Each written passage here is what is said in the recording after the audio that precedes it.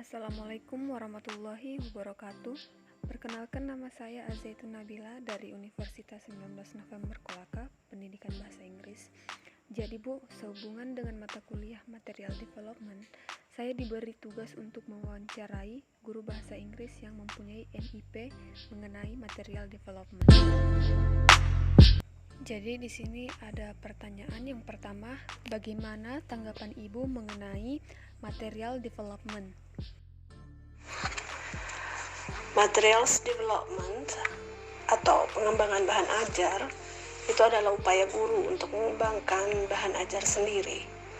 Nah, untuk melakukan pengembangan bahan ajar sendiri, seorang pengembang bahan ajar harus melakukan tahapan-tahapan proses pengembangan bahan ajar, yaitu yang pertama itu ada evaluasi materials atau evaluasi bahan ajar, di mana guru itu dituntut untuk mengukur potensi dari bahan ajar dengan menimbang efek dari bahan ajar tersebut terhadap pembelajar yang akan menggunakan bahan ajar tersebut.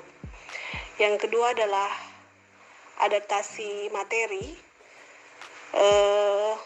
Di sini guru mengadaptasi bahan ajar sesuai dengan kebutuhan pembelajar atau siswa, juga kebutuhan guru, atau tergantung juga dengan situasi yang melingkupinya. Nah, yang ketiga itu adalah penulisan materi atau materials writing. Nah, disitulah guru menyusun materi atau pengembangan bahan ajarnya.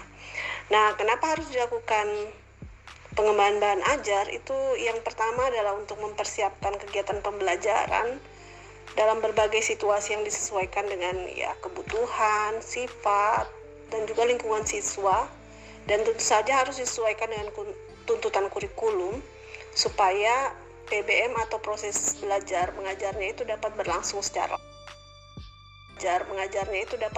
secara optimal. Yang kedua yaitu untuk meningkatkan motivasi guru dalam mengelola proses pembelajaran dan juga untuk mempersiapkan kegiatan pembelajaran dengan bahan yang selalu baru, ditampilkan dengan cara baru dan juga up to date, dan dilaksanakan dengan strategi pembelajaran yang baru juga. Jadi itu akan lebih menarik bagi siswa dan semoga tujuan pembelajarannya itu bisa optimal. Jadi dikatakan bahwa material development itu penting, sangat penting untuk dilakukan oleh seorang guru untuk mencapai tujuan pembelajaran. Pertanyaan yang kedua yaitu, apakah Ibu melakukan perubahan materi atau bisa dikatakan apakah Ibu mengubah dan mengembangkan materi? Iya, saya selalu melakukan pengembangan bahan ajar itu sebagai proses persiapan pembelajaran. Jika saya sebagai guru melakukan perubahan materi, biasanya hal itu saya lakukan untuk menyesuaikan material ajar dengan konteks situasi lingkungan atau sekolah. Dalam hal ini, saya kadang melakukan pengurangan tugas atau task yang biasanya terdapat di buku teks dari Kemendikbud, atau terkadang juga melakukan penambahan yang saya ambil dari sumber lain dengan membuat media yang menarik dan up to date. Semuanya dilakukan agar pencapaian tujuan pembelajaran bisa lebih optimal bagi siswa. Oke, pertanyaan yang ketiga, jika Ibu melakukan pengembangan materi, sumber dan acuan Ibu dari mana saja, dan apa alasan Ibu memilih sumber tersebut? Dalam melakukan pengembangan materi untuk mengoptimalkan tercapainya tujuan pembelajaran, saya mengambil sumber secara bervariasi. Jadi bisa jadi dari buku teks lain selain buku teks standar dari Kemendikbud, bisa juga dari internet, atau seringkali juga dengan membuat presentation sendiri. Kenapa? Ya, biar sumber belajar menjadi lebih luas karena referensinya banyak dan komprehensif. Dengan begitu, juga bisa menciptakan interaksi pembelajaran yang efektif antara siswa dan guru. Hal ini juga bisa menambah pengalaman dan pengetahuan saya secara pribadi menjadi lebih dalam, lebih luas, dan lebih up to date. Bagaimana pengaruh material development yang siswa dapatkan dalam bahasa Inggris, contohnya dalam skill speaking atau writing?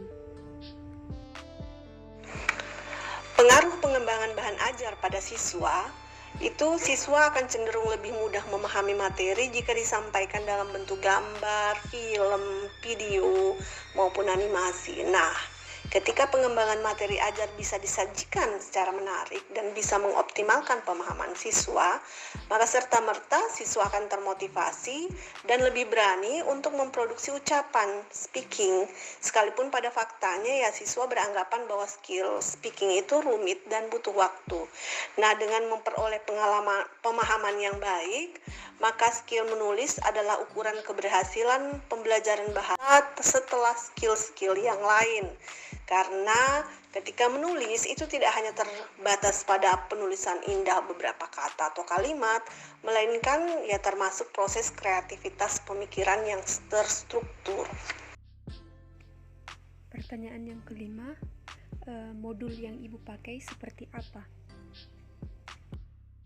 Untuk saat ini, saya masih belum menggunakan modul, tapi insya Allah ke depannya ketika pengaplikasian kurikulum Merdeka sudah mulai di sekolah kami, maka dalam beberapa saat ke depan itu kami akan memang mulai menyusun modul secara tim.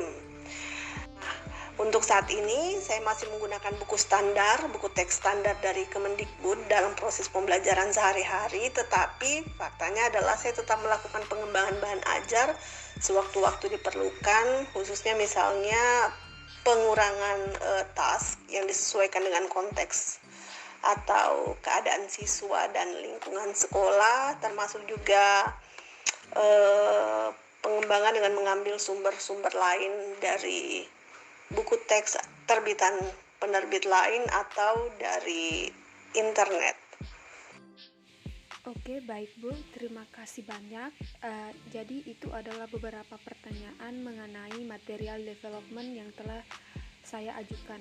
Dan saya sangat berterima kasih atas kesempatan dan ketersediaan Ibu untuk melakukan wawancara.